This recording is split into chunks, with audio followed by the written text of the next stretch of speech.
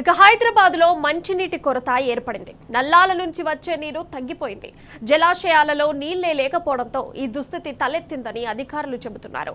గతంలో ఎన్నడూ లేని విధంగా ఎండలు మండిపోతుండడంతో పాటు నీళ్లు కూడా అందుబాటులో లేకపోవడంతో నీటి సరఫరాను సక్రమంగా చేయలేక జలమండలి అధికారులు చేతులెత్తేస్తున్నారు. నగరంలో చాలా చోట్ల బోర్లు కూడా ఎండిపోయే పరిస్థితి వచ్చింది. ముఖ్యంగా గేటెడ్ కమ్యూనిటీల్లో నివసించే వారు ట్యాంకర్లతో నీటిని తెప్పించుకునేందుకు ప్రయత్నిస్తున్నా అవి కూడా వెనువెంటనే దొరకని పరిస్థితి నెలకొంది.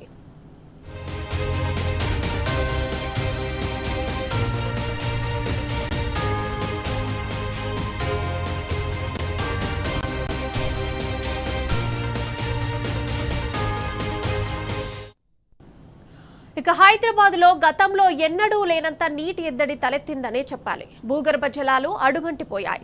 బోర్లలో నుంచి నీళ్లు కూడా రావటం లేదు. ఇక రోజు విడిచి రోజు సరఫరా అయ్యే మంచినీటిని కూడా తగినంత విడుదల చేయకపోవడంతో నగరవాసులు ఇబ్బంది పడుతున్నారు. ఇప్పుడు వర్షాకాలంలోనే ఉన్నాం, అయినా వర్షాభావ పరిస్థితుల ప్రభావంతో నీటి ఎద్దడి ఎదురవుతోంది.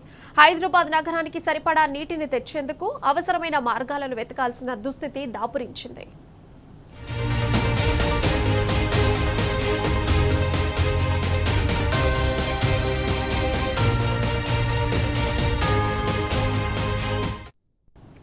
హైదరాబాద్ నగరంలో ప్రస్తుతం జనాభా 1 కోటి దాటింది. దీనికి తోడు ఫ్లోటింగ్ పాపులేషన్ మరో 10 లక్షలు ప్రతిరోజు ఉంటుంది.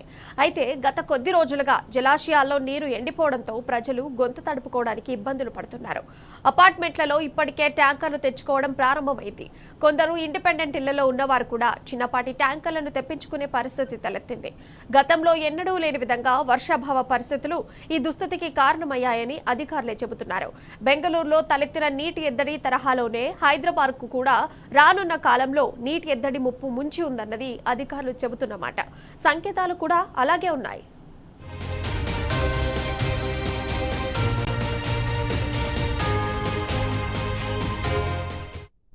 ఇక అంశానికి సంబంధించిన సమాచారం మా ప్రతినిధి కిరణ్ ఫోన్ల ద్వారా అందిస్తారు. అయితే కిరణ్ చెప్పండి, అసలు ఇంత నీటి కొరత రావడానికి అసలు కారణాలు ఏంటి, అసలు మెయిన్ రీజన్ ఏంటి? ఇప్పటికే హైదరాబాద్ లో వర్షాభావ పరిస్థితులు తీవ్రంగా వేధిస్తున్నాయి. ప్రధానంగా హైదరాబాద్ నగరంలో దాదాపు నెల రోజుల నుంచి కూడా వర్షాలు పడకపోవడంతో ఈ ప్రభావం తలెత్తినట్టుగా తెలుస్తుంది. అయితే వాటర్ ట్యాంకుల డిమాండ్ కూడా తీవ్ర స్థాయిలో పెరిగింది. గత ఏడాది 63,000 పైచులకు ఉన్నటువంటి వాటర్ ట్యాంకులు ఈసారి 86,000 వరకు కూడా చేరుకున్నాయి. అయితే 36% అదనంగా వాటర్ ట్యాంకులు ఈ నెల 14వ తేదీ వరకే బుక్ చేసుకున్నటువంటి పరిస్థితి అయితే కనిపిస్తుంది. దాదాపు కొన్ని చోట్ల 16,000 ఇళ్లకు ఇప్పటికే నోటీసులు కూడా జారీ చేసింది. ఇంకుడు గుంతలు లేనటువంటి ఇళ్లకు ఖచ్చితంగా ఇంకుడు గుంతలు నిర్మించుకోవాలంటూ కూడా ఇప్పటికే జలమండలి అధికారులు అయితే సూచిస్తున్నటువంటి నేపథ్యంలో ఎంత డిమాండ్ వచ్చినప్పటికీ కూడా నీటిని అందించేందుకు జలమండలి సిద్ధంగా ఉందంటూ కూడా చెప్తా ఉన్నారు. కానీ గత వర్షాకాలంలో పూర్తి స్థాయిలో తగ్గుముఖమైనటువంటి పరిస్థితులు ఉన్నాయి. కానీ ఈసారి మాత్రం బెంగళూరు కంటే అదనంగా ఈసారి హైదరాబాద్ కు వర్షాభావ పరిస్థితులు ఏర్పడ్డాయి. అపార్ట్మెంట్ల వాసులే కాదు, అంతేకాకుండా ఇండిపెండెంట్ హౌస్ లో ఉన్నటువంటి వాళ్ళు కూడా వాటర్ ట్యాంకుల పైన ఆధారపడి ఉన్నటువంటి పరిస్థితి. దాదాపు 6 డివిజన్లలో ఈ పరిస్థితి ఏర్పడినంటూ కూడా ఇప్పటికే ఏదైతే హైదరాబాద్ సంబంధించినటువంటి జలమండలి కూడా సూచిస్తోంది. రాబోయేటువంటి రోజుల్లో వర్షాలు కనుక ఇదే పరిస్థితి కొనసాగినట్లయితే ఖచ్చితంగా మరింత డిమాండ్ పెరిగేటువంటి అవకాశం ఉంటుంది. కాబట్టి వాటర్ లో ఉన్నటువంటి వాటర్ ట్యాంకుల డిమాండ్ పెరిగేటువంటి అవకాశం ఉన్న నేపథ్యంలో దానికి అనుగుణంగా ఏర్పాట్లు కూడా చేస్తున్నామంటూ కూడా ఇప్పటికే జలమండలి అధికారులు అయితే చెప్తా ఉన్నారు. కానీ పరిస్థితులు మాత్రం చాలా దయనీయంగా మారాయి. హైదరాబాద్ లో గత ఏడాది కంటే ఈసారి పరిస్థితి ఇంకా మారింది. గత 10 ఏళ్లలో ఇలాంటి పరిస్థితులు ఎప్పుడూ లేవు. వాటర్ ఏదైతే గ్రౌండ్ వాటర్ కూడా పూర్తి స్థాయిలో నిండుకున్నటువంటి పరిస్థితుల నేపథ్యంలో ఇప్పుడు మాత్రం గ్రౌండ్ వాటర్ కూడా అంతకంతకు తగ్గిపోతుంది. దానికి అనుగుణంగా జలమండలి అధికారులు అయితే సూచిస్తున్నారు. కానీ ప్రభుత్వం మాత్రం దీనిపైన దృష్టి పెట్టడం లేదు. వాటర్ రిసోర్స్ ఏదైతే ఉంటుందో వాటిని పెంచేటువంటి ఆలోచన మాత్రం చేయకుండా పూర్తిగా వాటర్ ట్యాంకుల డిమాండ్ పైన ఆధారపడుతున్నటువంటి పరిస్థితులు అయితే కనబడుతున్నాయి. దీనిపైన అపార్ట్మెంట్ వాసులు కావచ్చు, ఇండిపెండెంట్ వాసులు కూడా పూర్తి స్థాయిలో ఆగ్రహం వ్యక్తం చేసినటువంటి పరిస్థితులు అయితే కనబడుతుంది. దాదాపు 36% మాత్రం ఈ వాటర్ ట్యాంకుల డిమాండ్ అయితే ప్రస్తుతానికి అయితే పెరిగింది. రాబోయే రోజుల్లో మరింత పెరిగేటువంటి అవకాశాలు అయితే కనిపిస్తుంది. అయితే కిరణ్ ఇప్పుడు చూసుకుంటే నీటి కొరత ఎక్కువగా కనిపిస్తుంది. జలమండలి అధికారులు కూడా మరి చేతులు ఎత్తేస్తున్నారు. మరి ఇప్పుడు నీటి కొరతను ఓవర్కమ్ చేయాలంటే అసలు ఏం చేయాలి? ఖచ్చితంగా, ఎందుకంటే ఎండాకాలంలో ఉన్నటువంటి పరిస్థితులు ఇప్పుడు వర్షాకాలంలో కూడా వస్తున్నాయి. కాబట్టి నీటిని ఇంకేటువంటి ప్రాంతాలు ఏవైతే ఉంటాయో అపార్ట్మెంట్ల చుట్టూ ఖచ్చితంగా నీరు వెళ్లేటువంటి ఎత్తుపల్లాలు ఉన్నటువంటి ప్రాంతాల్లో ఖచ్చితంగా ఇంకుడు గుంతలు ఏర్పాటు చేసుకోవాలి. ఏ ఇల్లు కూడా పూర్తిగా ఇప్పుడు హైదరాబాద్ లో చాలా వరకు ఇంకుడు గుంతలు లేవు. ఇష్టానుసారంగా తవ్వటం కావచ్చు, సెల్లార్లు తవ్వటం కావచ్చు, చాలా లోతుగా తవ్వినటువంటి నేపథ్యంలో కనీసం నీళ్లు వెళ్లేటువంటి పరిస్థితి లేదు. కాబట్టి ఖచ్చితంగా అపార్ట్మెంట్ ఏర్పాటు చేసుకుంటున్నప్పుడే ఈ ఇంకుడు గుంతలు అనేది ఏర్పాటు చేసుకోవాలి. అప్పుడు మాత్రమే కొంత గ్రౌండ్ వాటర్ అనేది పూర్తిగా వాడుకున్నటువంటి వాటర్ అంతా కూడా భూమిలోకి వెళ్తుంది. ఆ తర్వాత పూర్తి స్థాయిలో ఉన్నటువంటి ఇంకుడు గుంతలు ఏవైతే ఉన్నాయో వాటిని రిసోర్స్ చేసుకునేటువంటి అవకాశం ఉంటుంది. దానివల్ల నీటి శాతం పెరిగి కొంత వాటర్ డిమాండ్ అనేది తగ్గేటువంటి అవకాశాలు ఉంటాయి. దానికి సరిపడా నీళ్లు వచ్చేటువంటి అవకాశాలు ఉన్నట్టుగా ఇప్పటికే జలమండలి అధికారులు అయితే చెప్తా ఉన్నారు. అండ్ ఇంకొకటి కిరణ్, గత సంవత్సరం చూసుకుంటే నీటి కొరత ఎట్లా ఉంది అండ్ ఈ సమయానికి మరి ఈ సంవత్సరం చూసుకుంటేనే ఎక్కువగా రావడానికంటే వర్షం రాకపోవడమే మెయిన్ రీజనా? గత ఏడాది కూడా అదే పరిస్థితి ఉంది. కానీ అంత భారీ స్థాయిలో ఎందుకంటే జూన్ నెల వరకు మాత్రమే వర్షాలు పడలేదు. కానీ జూలై నెల నుంచి కూడా కొంత వర్షాలు అనేది పడింది. కానీ ఈ సంవత్సరం మాత్రం మే నెలలోనే పూర్తి స్థాయిలో మాన్సూన్ అనేది వచ్చింది. కానీ జూన్ నెలతో పాటు జూలై నెలలో కూడా వర్షాభావ పరిస్థితులు తీవ్రంగా వేధిస్తా ఉన్నాయి. కరువుతో ఇటు పల్లెలు కూడా ఇటు పూర్తి స్థాయిలో నీళ్లు లేక పంటలు కూడా ఎండిపోతున్నటువంటి సందర్భాలు కనిపిస్తున్నాయి. కానీ హైదరాబాద్ కు మంచినీటి సరఫరా అందించేటువంటి జలాశయాలు ఏవైతే ఉన్నాయో హిమాయత్ సాగర్ తో పాటు ఉస్మాన్ సాగర్ లో కూడా అడుగంటిపోతా ఉన్నాయి. ఆ నీటిని కాపాడుకునేటువంటి ప్రయత్నం అయితే చేయట్లేదు. ఇష్టానుసారంగా వాడుతున్నటువంటి నీటి నేపథ్యంలో 16,000 ఇళ్లకు ఇప్పటికే నోటీసులు జారీ చేశారు. ఇంకుడు గుంతలు కూడా ఏర్పాటు చేసుకోవాలి. ఖచ్చితంగా రాబోయేటువంటి రోజుల్లో నీటిని జాగ్రత్తగా వాడితే తప్ప నీటిని పెంచుకున్నటువంటి సామర్థ్యం ఉండదంటూ కూడా జలమండలి అధికారులు అయితే చెప్తా ఉన్నారు. Right Kiran, thank you. మొత్తంగా చూసుకుంటే నగరంలో వాటర్ ట్యాంకులకు డిమాండ్ పెరిగింది. నగరంలోని 6 డివిజన్లలో నీటి కొరత ఏర్పడింది. గతం సంవత్సరంతో కూడా చూసుకుంటే ఈ సంవత్సరం 36% అదనంగా ట్యాంకర్లను కూడా బుకింగ్ చేసుకుంటున్నారు.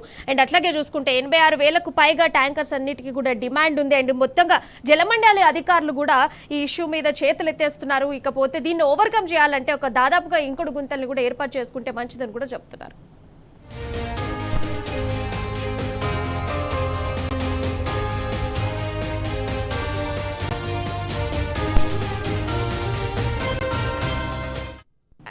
రాష్ట్రంలో ఎల్లుండి నుండి భారీ వర్షాలు పడే అవకాశాలున్నాయన్నారు వాతావరణ శాఖ అధికారి శ్రీనివాస్. హైదరాబాద్, రంగారెడ్డి, మేడ్చల్లోనూ భారీ వర్షాలు నమోదవుతాయని తెలిపారు. ఉత్తర భారతదేశంలోని భారీ వర్షాల ప్రభావం తెలంగాణపై ఉంటుందని హెచ్చరించారు.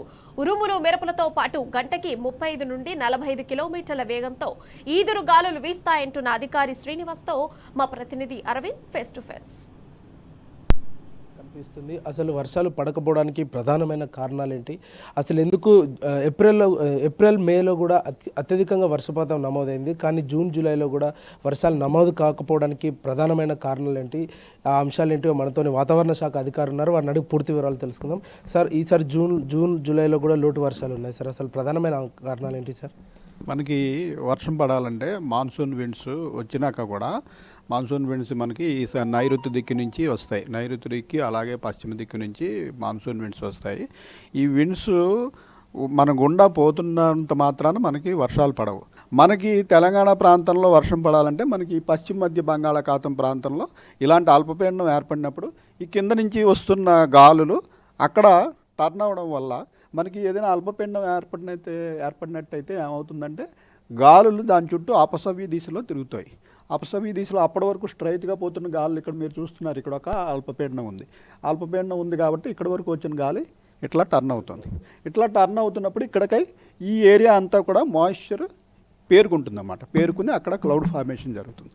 మనకి ఈ సీజన్లో ఇంతవరకు మన పశ్చిమ మధ్య బంగాళాఖాతం ప్రాంతంలో అటువంటి సిచ్యుయేషన్ ఏర్పడలేదు. అందువల్ల మనకున్న మాన్సూన్ గాలులు పోతున్నప్పటికీ మాన్సూన్ ఓవరాల్గా పెర్ఫార్మెన్స్ అంతా బాగానే ఉంది. ఎక్కడ ఉత్తర భారతదేశంలోనూ ఇటు పశ్చిమ తీరంలోనూ ఇటంతా బాగానే ఉన్నప్పటికీ మన తెలంగాణ, ఆంధ్ర ప్రాంతంలో వర్షాలు పడాలంటే ముఖ్యంగా ఈ ప్రాంతంలో ఫామ్ అవ్వాలి. ప్రధానంగా చూసుకుంటే రానున్న 3 రోజుల పాటు ఉత్తర తెలంగాణ నుండి దక్షిణ తెలంగాణకు మరియు అదేవిధంగా చూసుకుంటే ఉత్తర భారతదేశంలో కూడా ఈ పాటికి అత్యధికంగా వర్షపాతం నమోదైంది. మరియు దాని వరద ప్రభావం కూడా తెలంగాణ మీద ఉండే అవకాశాలు ఉన్నాయని ఇప్పటికే పలుసార్లు చెప్తున్నారు సార్. దానికి మీరు ఏమంటారు సార్? మనకి ఈ పశ్చిమ తీరంలో మన నదులు ఎక్కడి నుంచి అయితే వస్తాయో గోదావరి, కృష్ణా నదులు, అక్కడ ఏంటంటే ఆఫ్ షోర్ ట్రఫ్ అని చెప్పి మనకి అరేబియన్ సముద్రానికి తీరానికి మధ్యలో ఒక ద్రోణి చాలా రోజులు బట్టి ఉండటం వల్ల అక్కడ ఏమవుతుందంటే అక్కడ భారీ వర్షాలు, అతి భారీ వర్షాలు, అత్యంత భారీ వర్షాలు కూడా నమోదయ్యాయి. నమోదవటం వల్ల మన నదుల్లోకి మనకి తెలంగాణలో వర్షాలు పట్టకపోయినా ఆ నదీ పరివాహక ప్రాంతంలో పడటం వల్ల గోదావరి, కృష్ణా నదుల్లోకి నీరు చేరుకుంటుంది. మన డ్యాములు కూడా నిండిపోయి శ్రీశైలం డ్యామ్ కూడా నిండే పరిస్థితి వచ్చింది. అంటే ఇది పూర్తిగా మనం విశ్లేషణ కాలేదు. మన సెంట్రల్ విభాగం వారు కూడా దీన్ని విశ్లేషణ చేస్తారు. అయితే ప్రస్తుతం అనుకుంటున్నది ఏంటంటే మనకి థర్డ్ వీక్లో అయినా ఏదైనా ఒక అల్పపీడనం కానీ ఉపరితల ఆవర్తనం కానీ ఫామ్ అయ్యి కొంతవరకు లోటు తీరే అవకాశం ఉందని ప్రస్తుతం అనుకుంటున్నాం. ప్రధానంగా తెలంగాణ రాష్ట్రంలో ఉత్తర తెలంగాణలో ఏ విధంగా ఉండబోతుంది సార్ రానున్న 3 రోజుల పాటు వాతావరణం? ఇప్పుడు రాగల 3 రోజుల్లో కొంత గాలుల్లో తేడా మనకు వస్తుంది. మనం ఎల్లుండి నుంచి కొన్ని జిల్లాలకి మనం హెవీ రెయిన్ఫాల్ వార్నింగ్ ఇవ్వడం జరిగింది. మన సిటీలో కూడా మన ఎల్లుండి ఆ తర్వాత రోజు అంటే ఈ రోజు నుంచి 3-4 రోజుల్లో మోడరేట్ నుంచి హెవీ రెయిన్కి అవకాశం ఉంది. సో అది కనుక మనకి జరిగితే మనకి ఈ ఏరియాలో మనకి బాగా ఈ వరంగల్లో హన్మకొండ, ఇటు భువనగిరి, ఈ మన సిటీలోని 3 జిల్లాలు, మహబూబ్ నగర్, ఈ జిల్లాల్లో కొంతమేరకు బాగా వర్షాలు పడి 4-5 చోట్ల భారీ వర్షాలు కూడా పడే అవకాశం ఉందని, ఎల్లుండి తర్వాత రోజు పడే అవకాశం ఉందని ప్రస్తుతం భావిస్తున్నాం. ప్రధానంగా తెలంగాణ రాష్ట్రంలో ఏమైనా వార్నింగ్స్ ఉన్నాయా సార్? మనం ప్రస్తుతం అంత వార్నింగ్ ఏమి ఇవ్వలేదండి. ఎల్లుండి భారీ వర్షం అంటే కూడా ఎల్లో వార్నింగే.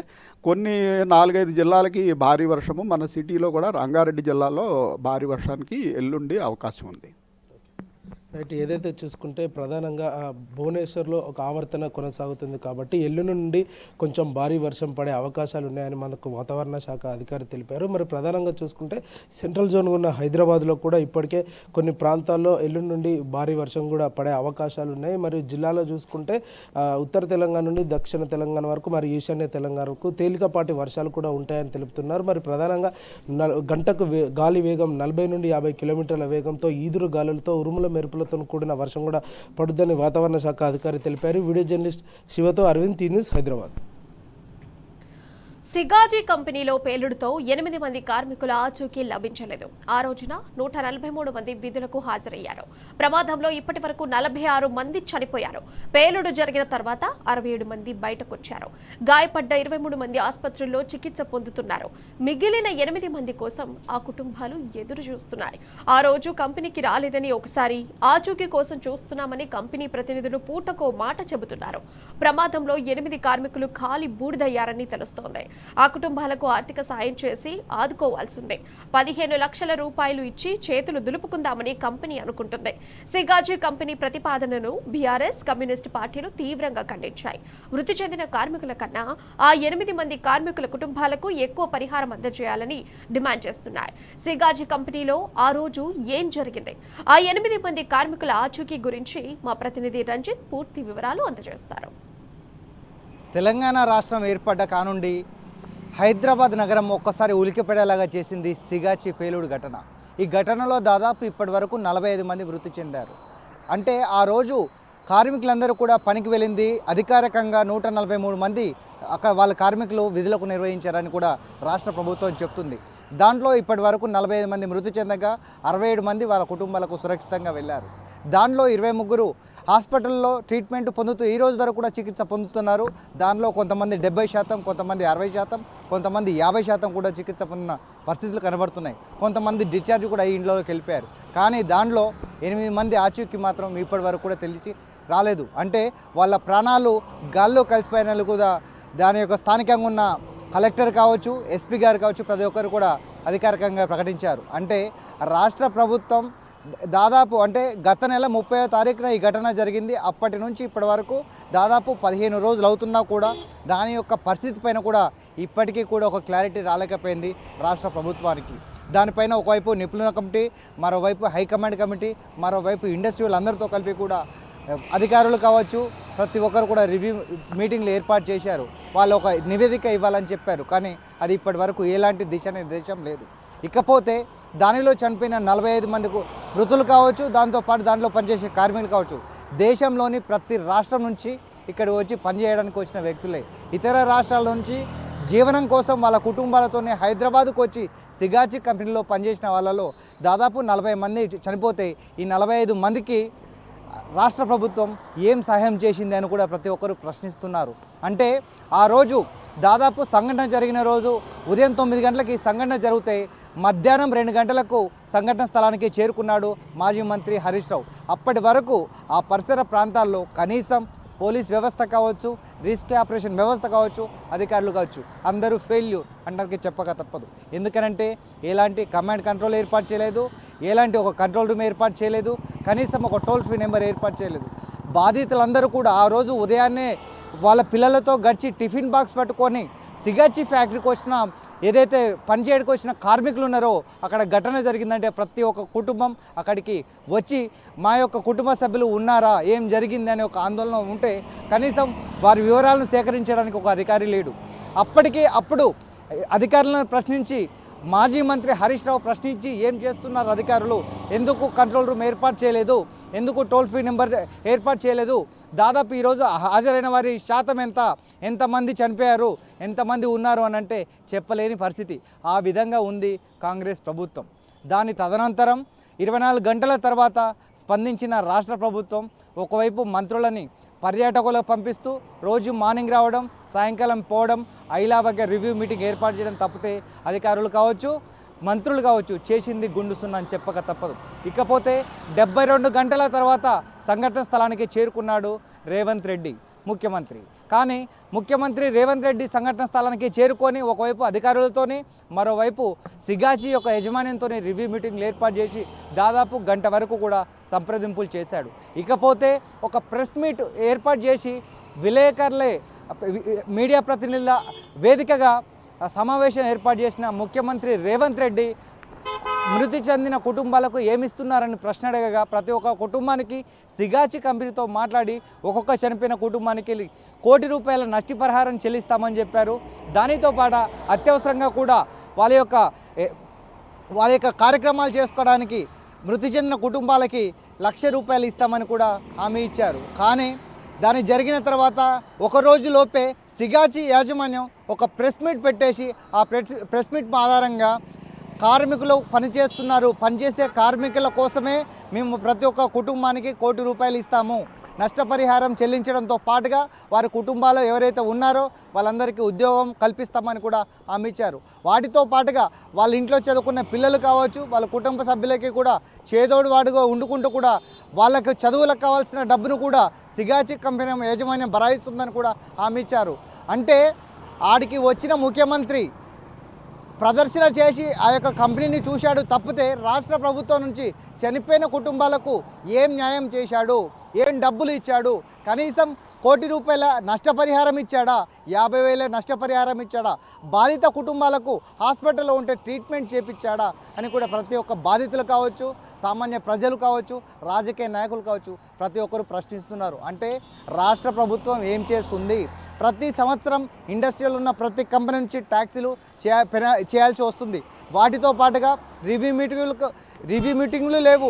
దానితో పాటుగా ఇండస్ట్రీలకు సంబంధించిన కంపెనీ వాళ్ళు అధికారికంగా పోయి తనిఖీలు చేసినట్టు లేదు.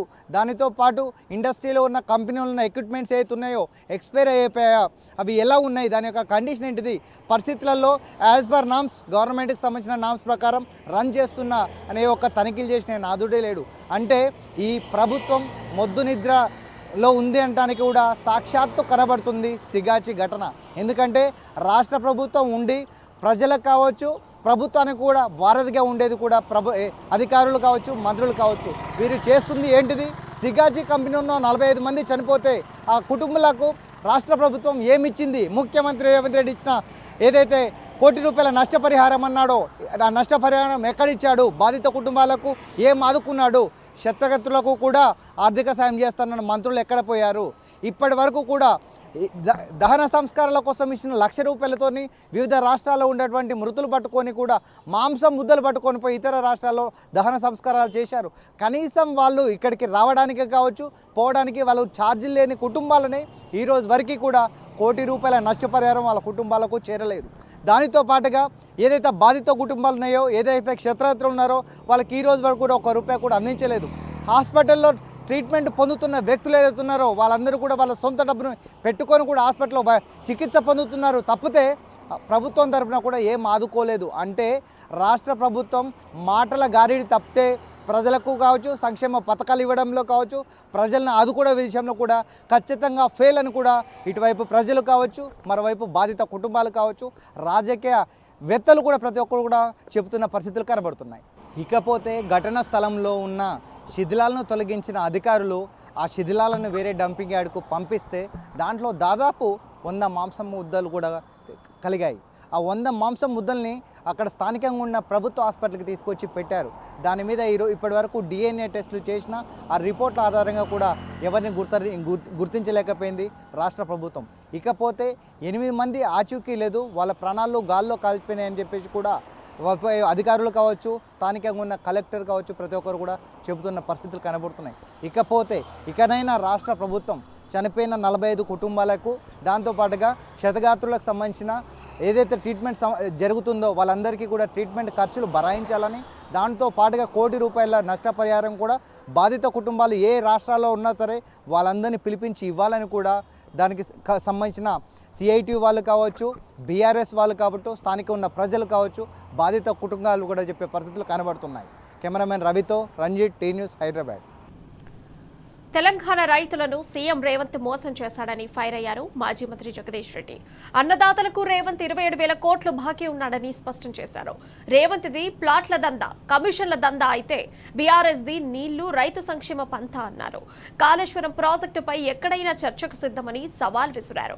పంప్ హౌస్ల దగ్గర మోటార్లు ఆన్ చేస్తే నీళ్లు వచ్చే పరిస్థితి ఉన్నా రేవంత్ కావాలనే నిర్లక్ష్యం చేస్తున్నాడని ధ్వజమెత్తారు జగదీష్ రెడ్డి. కోతలు కోసినావు, మేము 2,85,00,000 వరిధాన్యం పండించినాం. సిగ్గు అనిపిస్తలేదా చెప్పుకోవడానికి? సిగ్గులేని మాట కదా ఇది. నువ్వు వచ్చిన తర్వాత ఏం పెంచినవని? ఎకరం సాగు భూమి పెంచినవా? ఒక కొత్త ప్రాజెక్ట్ ఎక్కడైనా కట్టినవా? ఒక కొత్త ఇరిగేషన్ ప్రాజెక్ట్ ఎక్కడైనా మేము పెట్టిపోయిందన్న ప్రారంభం చేసినవా? ఎట్లా పెరిగింది? కేసీఆర్ పెంచి ఇచ్చిపోయిందే కదా. ఇంకా మీ ముఖాలకి కనీసం ఇచ్చిన ఇయ్యరాక ఒక్క నిమిషం పోకుండా 24 గంటలు కరెంటును రెప్పపాటు కాలం పోకుండా అద్భుతంగా అందించిపోతే నాణ్యమైన విద్యుత్తును ఇవాళ మీ చేతగాంతనానికి కరెంటు ఎప్పుడు పోతుందో ఎప్పుడు వస్తుందో తెలియని పరిస్థితులలో మళ్ళీ కాలిపోతున్న మోటార్లు, పేలిపోతున్న ట్రాన్స్ఫార్మర్లు వెక్కిరిస్తున్నాయి రైతాంగాన్ని. ఇగో మీ తెచ్చుకున్న ప్రభుత్వం ఎంత గొప్పగా ఉంది అని చెప్పి చూపిస్తున్నాయి. భరోసా అడ్రస్ లేకుండా పోయింది.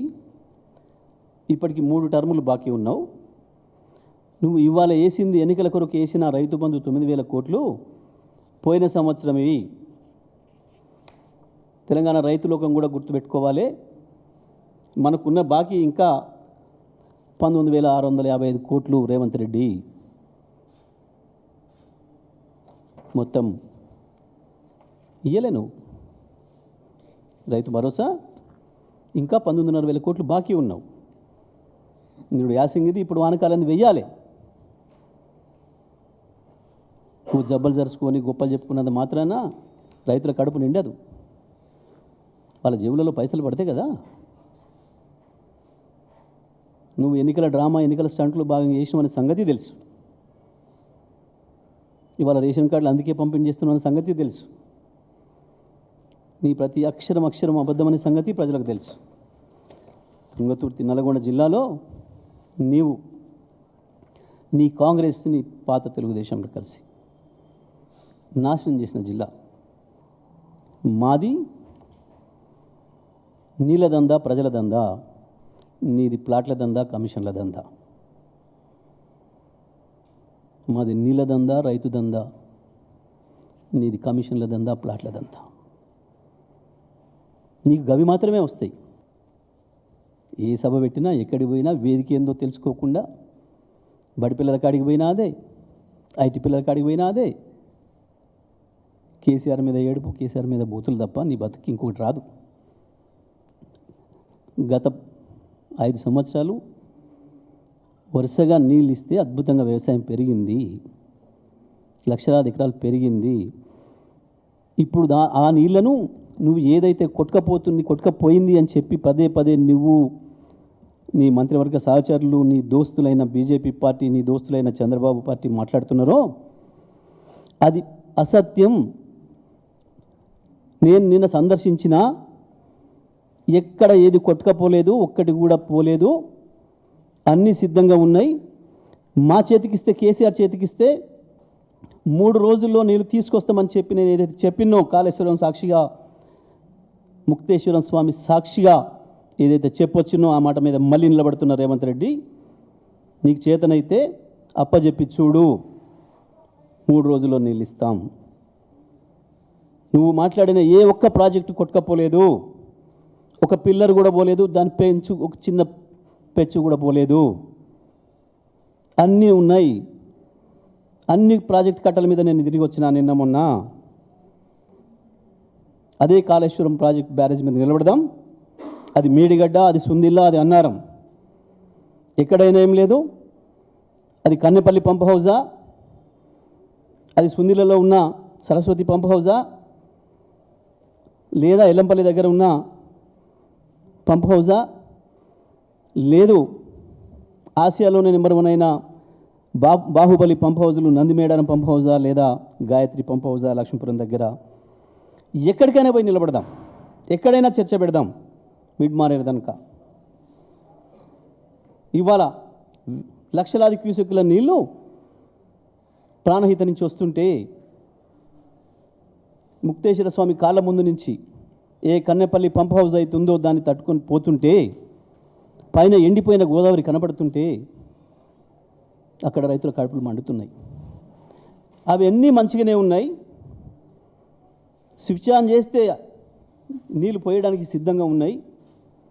నువ్వు కావాలని దుర్మార్గంగా వదిలిపెట్టినా, ఆ పంప్ హౌజుల చుట్టూ, గెస్ట్ హౌజుల చుట్టూ తుమ్మ చెట్లు మొలిసేటట్టు చేసినా, అవి మాత్రం ఆన్ చేస్తే నీళ్ళు పోయడానికి సిద్ధంగానే ఉన్నాయి, రైతాంగాన్ని కాపాడడానికి సిద్ధంగానే ఉన్నాయి. కేసీఆర్ పెట్టిన ప్రతి ఒక్కటి కేసీఆర్ చేతికి అప్పచెప్పితే, నీకు చేత కాకపోతే మేము నీళ్ళు తెస్తామని చెప్పినాం. నేను ఆ మాట మీద ఉన్నా. నిన్ను నేను చెంపదెబ్బ కొట్టి ఎక్కర్లేదు. ఎక్కడికి పోతే మేము అక్కడ ఒక రైతును పిలుద్దాం. నేను చెప్పింది అబద్ధం అయితే నేను సిద్ధంగా ఉన్నా చెంపదెబ్బ కొట్టడానికి. నీ మంత్రులు ఎవరైనా సిద్ధంగా ఉన్నారా? రండి ఎవరైనా.